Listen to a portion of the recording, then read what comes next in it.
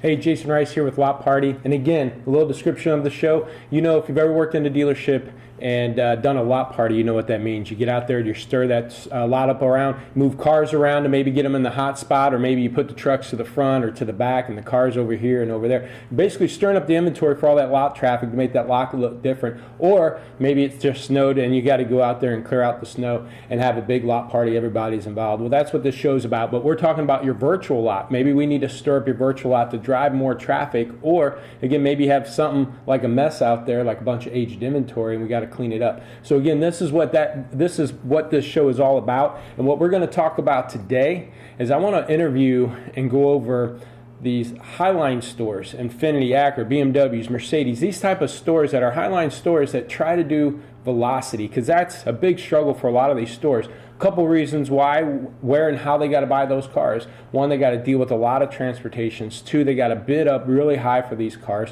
Three, a lot of them are certifying them. That costs a lot of money to not just certify them, but then the parts and everything. And then also do have to do with parts holds and things like that. So very few dealerships that are highline stores do a successful velocity. Now, some of the stores which is acceptable, instead of doing a 60-day turn policy on those type of cars, they maybe push it out to 75 to 90 on their quote-unquote core cars, like if they're Infiniti store, they're Infinitis.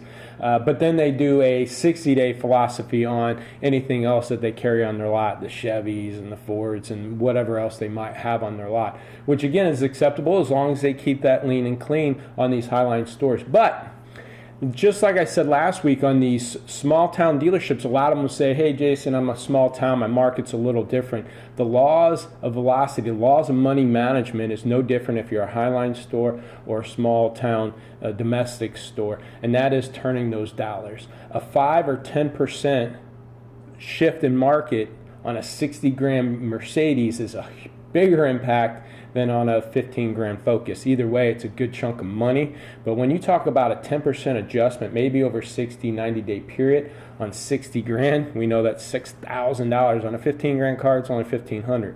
Now, equally, they might have the same amount of markup, but those 2-3% shifts in market, which happen sometimes within 2-3 weeks on any given car, are making a bigger impact on these higher dollar stuff. So I think, if anything, your higher end dealership, these cars that have these high average investment dollars, these dealerships out there with those high average investment dollars, need to be more efficient with that inventory. So what I'm going to do is I'm going to interview a dealer that runs a lean and clean inventory of an Acura and Infiniti store. And then I'm also going to bring in a sister store. It's a Jaguar Land Rover store.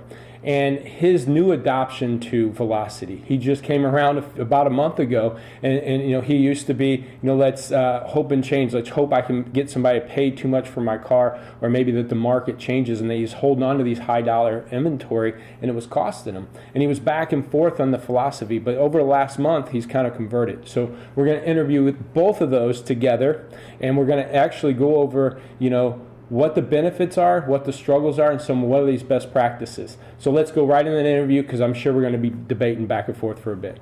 Thanks.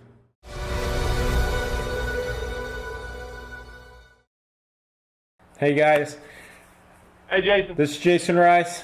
I'm going to be interviewing here. We got Sean and Marc. I'm going to let them introduce themselves. Again, these are dealers that are running a really tight ship, running highline stores, Acura and Infiniti, and a Land Rover Jag store. So first, I'll start with you guys. Sean, let's go ahead and start with you. Introduce yourself, your position, your store, and maybe a little bit more information about, you know, just some of your background in the car business.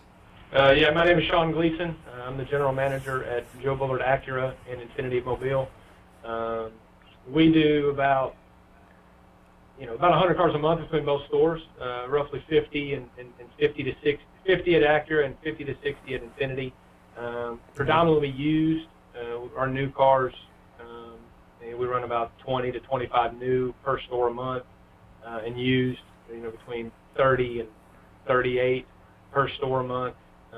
We've grown that over the past 2 years to where we can do 100 cars a month. Mobile isn't a very big city. It's a very old city.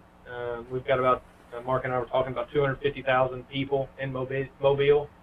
We've also run a bunch of numbers to where, for instance, December, we only sold about 35% of the market to the city of Mobile. So we do a lot of outside Mobile City. We've got Gulfport, Mississippi, 45 minutes away. Pensacola, Florida is 45 minutes away. But Baldwin County is a big part of our market, which is the county neighboring to us, closer to Pensacola, and it is a bigger market for us as far as luxury cars are concerned. I've been in the car business my whole life as far as work is concerned. Okay. I got introduced. I got asked to come sell cars 4 days after I turned 21 because I could put on the insurance. But and then I sold cars for a year, and then I graduated from college with a finance degree, and I got into an F&I position here at this company, and I did that for 5 years. And then after I got through doing finance, I got asked to be a used car inventory manager. My dad was a wholesaler in town. He was a wholesaler for about 15 years, and so I had a pretty good grasp on the wholesale market and buying and selling. And so I did that for almost 4 years, and then I was general sales manager for a year for this campus, Joe Bullard, Acura, and Infiniti Mobile, and just recently became the general manager. So excited to see what this other side of the world revolves around as far as service is concerned. So it'll be interesting to learn fixed, but that's me. Well, two things on this. One, I know you've been in kind of velocity mindset pretty much your whole career managing used car inventory, but I want to maybe hit you up a little bit later here, talk about some of that nuances that your dad kind of brought, because I think he was pretty big in town there, which really kind of set you up for where you're at. And then to Marc, let you introduce yourself, but you've kind of, and again, we'll dig in more into this, but kind of come to your way about doing velocity instead of the hope and change or hope, driving that high volume. So Marc, go ahead and introduce yourself too. I'm Marc Heiter. I'm the general manager at Jaguar on the Gulf Coast. I've been in the car business since 1995. Most of my experience was as a new car sales manager. I've been a general sales manager. I've been with our company since June of '04. And the used car side, I decided I wanted to be in charge of that for a little while, so if I'm going to hire a used car manager, I'd have a better idea what was going on. I've always been under the principle of gross, but after doing a simple inventory analysis, a turn analysis, seeing how much more money I could make if I turned more inventory, and then having some big wholesale losses with a highlight store, decided to give velocity a try. Did it for a month, and it was very successful. And then I decided to stop doing it for the month of December because we sold so many cars. And then, Jason, as you know, it's about the 10th day in, we weren't selling anything, and so we got aggressive. And so really in the last 50 days, we sold 70 cars roughly. I'm running out of cars. I'm trying to buy cars right now. Yeah. That's the hard part about it is just keep feeding the beast, once you do get to that, and then it's just a matter of feeding the beast. Now, as both your stores are starting to move in velocity into that turn, because I think we're looking at your numbers earlier, Sean, you're initially, I know we've been working together for a few months now, and your turn was about 10 or 11. Now it's touched up in the 15s and stuff, and stays around 13 to 15 turns. Now, both of you guys, I guess one can answer it each time. What's the biggest challenge right now with the inventory as you're dialing down that velocity and getting rid of age and turn that inventory quicker? What would you say is the biggest challenge? Turnaround time, buying? I mean, I know all of them are, but what's the biggest one right now? Probably, I think buying is a large part of it. I mean, being that we don't have, I know Marc can attest to this too. We're not selling 50, 60, 70 new cars a month to where we get a bunch of trade-ins. I'm selling, 20 to 30 depending on at each store, and typically your new cars is where you get nice new car trades, that you can certify and sell and buy them at the price that you can get them for. You don't have to worry about paying the auction, paying to transport them here. You get to see it, taste it, touch it, smell it, kind of thing, and get to put your number on the car, and then get to justify your number to the customer. So obviously, not having enough trades, that's really kind of been the importance of it. We don't miss car deals based on trades. Jason has shown me a couple little tricks, as far as, we want to make $3,000 on each trade-in, but really that not all cars justify $3,000 gross profit when we go to do that appraisal in the auto. So, there's different terms that we're using, but the key to it is to make sure that you appraise the car with the right recon, because if you miss that, that's where you can really miss the boat, especially if you're going to put an extra grand into the vehicle, if to get the car. So in turn, I think acquisition of vehicles is the biggest hurdle that we have, because just everybody else is trying to buy cars too and fighting against the CarMaxes of the world and the big stores. So. Yeah, I was just talking to a dealer today, smaller town but domestic, looking over appraisals. I think they were looking at a car where we just didn't have the equity, and they assumed about $800 in recon, but it was off by like $600. And when we looked at it, it's really about 30% of that car's value, that there are of the recon value. I'm sorry, 30% off on recon numbers. Really was $1,300. We missed almost 50% of our actual recon costs. So dialing that recon dollar down and getting really specific about it is real important. Now, Marc, are you running through the same challenges or a little something different? Yeah, I mean, acquiring vehicles has been this because I'm selling cars so quickly. Like right now, we looked today, we had a meeting today. I've got 29 cars in inventory, and I'm sitting on 26 cars for the month. Got 2 going right now. I'm going to sell, almost 40 cars, and I'm going to only have 20 on the ground. So, yeah. I mean, I've got to get cars.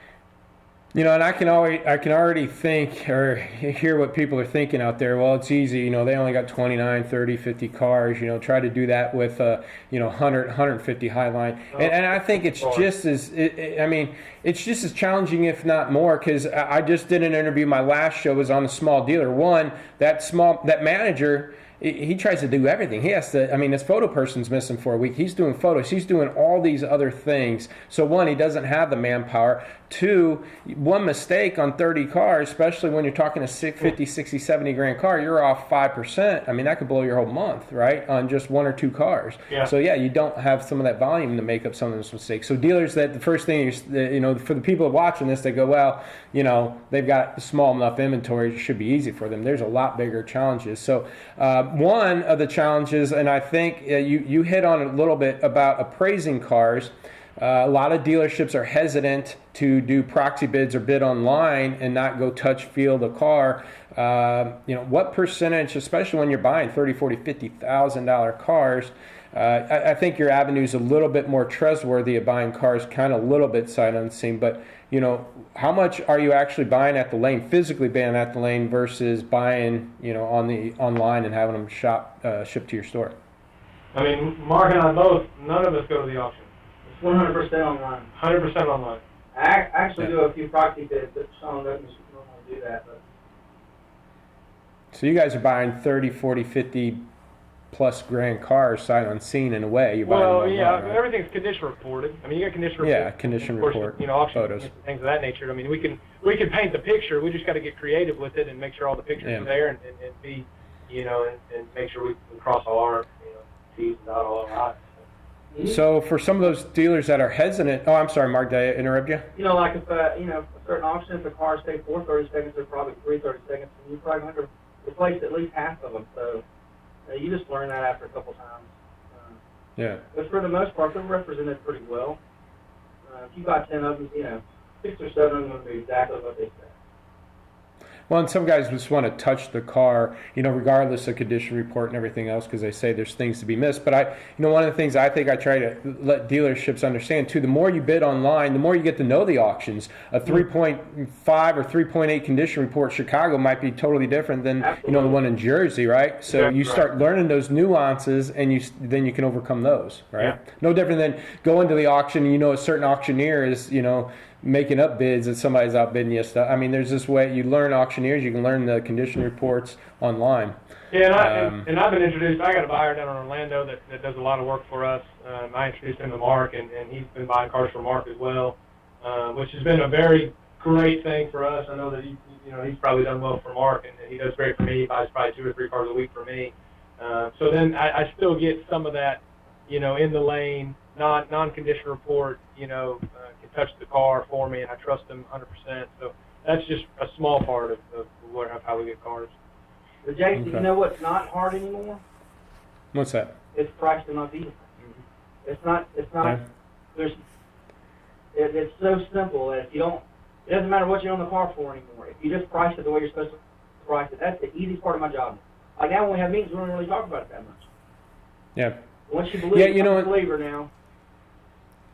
That's a good point to bring up, and that's what I want to kind of discuss here. One of the things I challenge dealers with, because a lot of times they say, well, I can't price a car. I don't know. It hasn't been through service. I don't know why I own on it yet. And I would ask them, to me it makes perfect sense, is can you appraise a car with a customer without knowing their payoff? And they go, well, yeah. The same thing. Because the car's worth what it is. Yeah, it's the same concept. So is that, have you always priced out the gate? And maybe this is more for Mark than it is Sean, but I mean, is that something you just overcame and that is helping you with velocity as far as a tip to some of these dealers out there? Sure. I used to just mark them up $4,000 or whatever, and then lowered it at 15 days, and at 30 days, and at 45 days. It worked every time I sold one. Yeah. The problem was so you used, didn't sell them. so you sat on them until... At 45 days. Yeah. Well, one of the things I just talk to dealers about, and I say, that strategy, they don't want to get political here, and I'm not making sides here, but the Obama strategy is either hope and change. You either hope that somebody comes in and pays too much for that vehicle, or that the market changes and your price becomes relevant. And that's where a lot of dealerships do sit on, especially the high dollar dealerships, because they don't want to make a $500 deal or even a $1,000 deal on a $50,000 car that they certified and spent $2,000 to certify the thing. The key to it, in my opinion, is just take all car deals. We live in a town and a market where we don't get a whole bunch of opportunities. It's not being that we are luxury, and we're not, we're not a volume store. I mean, don't get me wrong. I would love to become a volume store, and that's what we're trying to push on our Acuras and Infinitis. But it's very difficult. So the key to it is take all car deals, because you don't have people lining up to look at that exact same car tomorrow or the next day. And so every car deal makes sense, especially when we price them accordingly and we build value in the vehicle. And the price gets them in, and they've looked at our car online, and they've got they half the time they know more about the vehicle than my salespeople do. So there's that to me is just my biggest thing, is whether it's a $500 deal, a $2,000 deal, whatever. And then also too, giving my finance department the chance, because they're strong and I lean on them, and they're my horse. So them running $1,200, $1,300 a copy sure makes it a little bit easier to take that $200, $300, oh, yeah. or $1,500 or $1,000 loser. We've had $3,000 back end deals where we lost $1,500 on the front. That's a $1,500 car deal. That's great. So that's where I've had to put my eggs in this basket. With the cost of certification, the amount that it charges to get it to certified. And because we have to represent the brand, and you have to do those things the manufacturer requires you to. So you got to live in that world. So, Sean, going back to your father being a wholesaler, and again, I think we talked about this before, he's pretty well known in town, and tends to be sometimes in my mindset the wholesaler is that old school car guy that's all about the gross and all about the average. So, getting into the business and kind of growing up that way, was that your mindset initially, or have you always kind of understood the velocity and the turn? I got kind of lucky. Obviously my dad being a wholesaler, he always told me, you work the used car man like you work a retail customer, and it's just unfortunately the margins are lower. But whenever I came into an inventory manager position, that was probably 5 or 6 years ago now. That was when V-Auto was up and coming. Dale Pollitt was writing books. He talked about velocity, and of course we read those books. And so that was, at that time, that was the way of the age. That's what we had to do, was turn. And us being a luxury store, I mean, we're on a 60-day turn, and it's tight. I mean, it is very difficult to do. We got to lean on our service department and on our detail shop to get everything ready. But I never really kind of had that mindset. And mine was, if you sell enough vehicles and you turn them fast, then the gross profit's going to come. And so my mindset isn't where am I at month to date gross profit. It is how many cars do I have out. Typically on the 20th or about right now, I'll start looking at that gross and saying, man, we're going to be in a hole or we're not. But 9 times out of 10, if you sell enough vehicles, it takes care of itself. Having that mindset, my dad he doesn't know anything about that. He didn't know anything about velocity or that turn. But also, too, they didn't have the internet. They didn't have that as their biggest marketing strategy, and everything that you have to do now lives there. So I think that with the change in time and the change in turning of the guard, that you have to be there or you're not going to make it. Well, you know what? You bring that up. I think most wholesalers get it internally, though, because they're sitting on a car. Those guys get rid of the car within a few days. They figure out a buyer. They don't buy it without knowing somebody that they can dump today. They don't hold on to cars 30 days just to wait for that right guy to come buy it. They'll go dump it within a day or two. So directionally, they kind of understand it because they got to get off of it to free that dollars up so they can go buy the next car. Oh yeah. Yeah. So Marc, now as Sean's going through that transition in his career and over the last few years, you kind of were, I guess, exposed to it, but you kind of fought it. What was the biggest challenge for you to overcome looking at that, other than this saying you've always been a gross guy, but when guys are saying, yeah, but this and yeah, but that, when they're talking about velocity, what was your biggest, objection to it? I mean, it was still the mindset. I've been graded that way forever. We've always looked at gross per profit. How much you make on a car deal, and even recently I traded in a non-brand, but it was a luxury car. I looked at the day supply on it was 180 days, and so I appraised it so I could be the number one price car in the market. I sold it the very next day. I made $3,500, and my first thought was I didn't have it marked up on it. But my return on investment was absurd, and so it made complete sense. But I'm just so conditioned to looking at gross, and that was still my first thought. That I might have missed some money there. Yeah. And it's a car that I don't perform well with. I've had a few of them, and they've all gotten old on me. So it's made a huge difference. Well, there's two things that I always notice with managers. One of the worst things that can happen to a used car manager is they make $3 or $4 grand on that 70-day-old car, because a lot of times we think we could do that again. Hey, remember that car? We made $4 grand. Let's hold out. One, but two, that you go home on car deals like that sold so quick, you have nightmares that you go, man, I cheap sold that car. I could have got another 500 grand, but you don't know what you don't know. Again, if they don't, that customer may never have came in. They might have skipped over your car, went buy something else, and that next buyer just isn't at the doorstep yet. But what happens? You think it's just going to be one car that I'm going to do that on, that I'm going to not get rid of, and I'm not going to price it right. And the next thing you know, you got 6 of them, and now you have issues. So I would say, again, I appreciate you guys' time. And one of the couple things I want to wrap up here, we got a couple minutes. I know turnaround time's a big struggle. We were just talking about that today with the photo management stuff. What's your average turnaround time right now for you guys? Well, we just came off of a December where every store is having the best month ever. And so the turnaround time was, 10 days, 11 days. And now, I'm getting cars out in 2 days sometimes. Yeah, mine's probably 5 max. Yeah, it's pretty efficient now.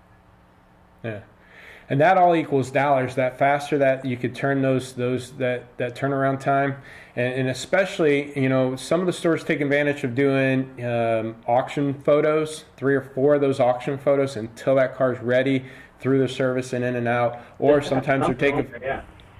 What's that? Yeah, just to have something on there, Yeah. Yep.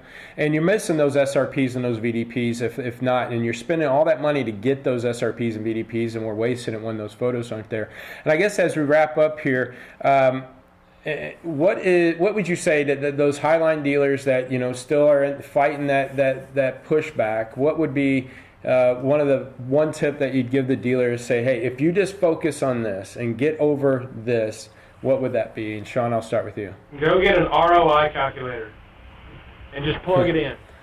Because if you do that, then you'll understand that that's where you got to live. That by turning the inventory, you will make a lot more gross and a lot more net dollars, especially on the net side.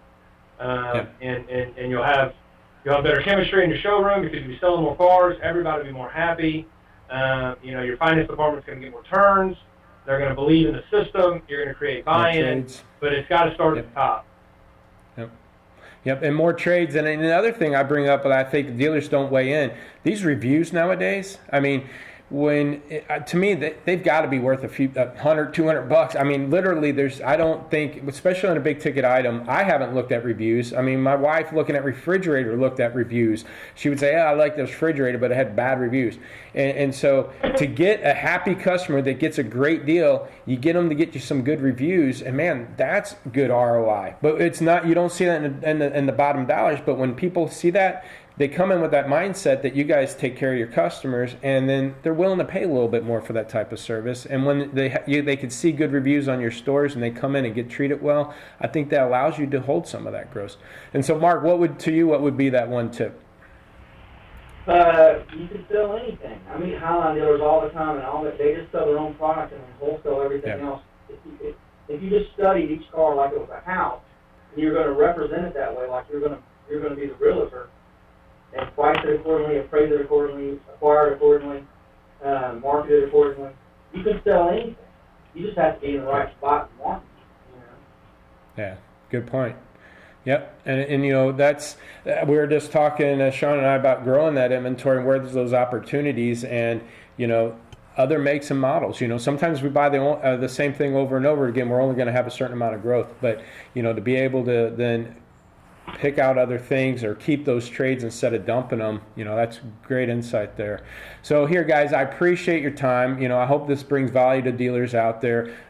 You know, again, you guys are doing a wonderful job. You guys have your best months ever. Again, you guys are Highline stores that are in the double digits on your turn, and I really appreciate you guys sharing everything you guys know. Hey, Jason, my turn has gone from 8 to 13 in just the 3 months we've been doing that. Yep. Yep, that's a great job, and I think we could continue that. And once I try to get dealerships running at that efficiency for 3, 4, 5 months. Once you do, then you start adding units, 5 units, 10 units, because you can't just go and throw a bunch of hey, we sold 30, now let's go sell 50 and throw another 20 units at it, because your turnaround time can't handle it. Yeah. Yep. So slowly grow that, and you guys will start getting that, both volume and gross. And there is that holy grail. A lot of dealers think they have to get one or the other, but you really can get volume and gross, and I guess you guys could prove that, correct? Yeah, absolutely. All right. Well, appreciate your time. Again, we're going to wrap up here. Thanks, guys, and enjoy the rest of your week. So Jason back here, and it was a great interview, both with Sean and Marc. Again, these are Highline dealerships. They're smaller town dealerships, but if these guys can do it, man, anybody can do it. And those are good tips at the end. Don't just get rid of stuff that you're not used to selling, because you can sell anything. And then look at that ROI, not just your average, not just your average gross, but look at that ROI. How fast you turning those dollars, and how fast can you increase that gross? And that ROI is going to be real important for your stores. I appreciate you watching this show, because I know you got plenty of things going on, either watching it live or record it. Now next week I'm actually going to talk about turnaround time. I'm going to have both one, a dealer, but two, the service manager, and what it takes on their end, because we hear about it on our end as sales managers and stuff. We go talk to them and talk about the importance of turnaround time, but you know, some service people just don't understand or know what our goals are and what the objectives are. And a lot of our successful stores have their dealerships read Dale Pollack's velocity book, so the service people, the F&I people, everybody's on the same page to get that velocity going. That's a good tip for you. But that's what's going to happen next week. We're going to have an interview both with the dealership and the service guy, and talk about some best practices that they do on the service end and the detail end and the reconditioning end to get these cars turned around within 3 to 5 days. So I hope you join me next week. Look forward to that interview. Thanks for your time.